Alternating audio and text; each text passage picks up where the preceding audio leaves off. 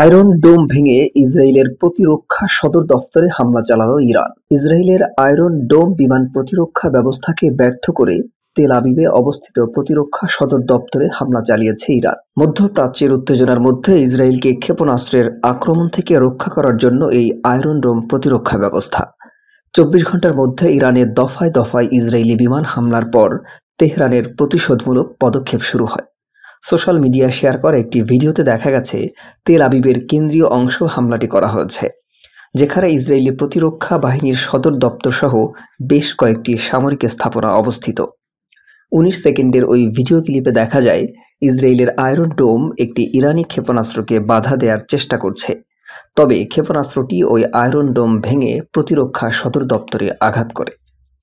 শুক্রবার সকালে ইসরায়েল ইরানের পারমাণবিক স্থাপনা এবং সামরিক স্থাপনা লক্ষ্য করে ভয়াবহ হামলা চালায়। এতে ইরানের বেশ কয়েকজন সামরিক শীর্ষ কর্মকর্তা এবং পরমাণু বিজ্ঞানী নিহত হন। এরপর ইসরায়েলে পাল্টা হামলা শুরু করে তেহরান। অন্যদিকে ইসরায়েলে হামলা চালিয়ে যাওয়ার ঘোষণা দিয়েছে ইরান। প্রতিশোধ নিতে ইসরায়েলে পাল্টা হামলা শুরু করেছে ইরান। দেশটি ইসরায়েলকে লক্ষ্য করে শনিবার অন্তত ২০০টি ক্ষেপণাস্ত্র ছড়েছে। এতে ইসরায়েলে অন্তত ৪ জন নিহত এবং ৭০ জন আহত হয়েছে। ইরান ঘোষণা দিয়েছে ইসরায়েলের বিরুদ্ধে তাদের এ পাল্টা হামলা অব্যাহত থাকবে। ইরানের রাষ্ট্রীয় বার্তা সংস্থা ফার্স জানিয়েছে, শুক্রবার রাতে ইসরায়েল যে হামলা চালিয়েছে তার পাল্টা জবাব শেষ হয়নি। ইসরায়েলের বিরুদ্ধে ইরানি হামলা চলবে।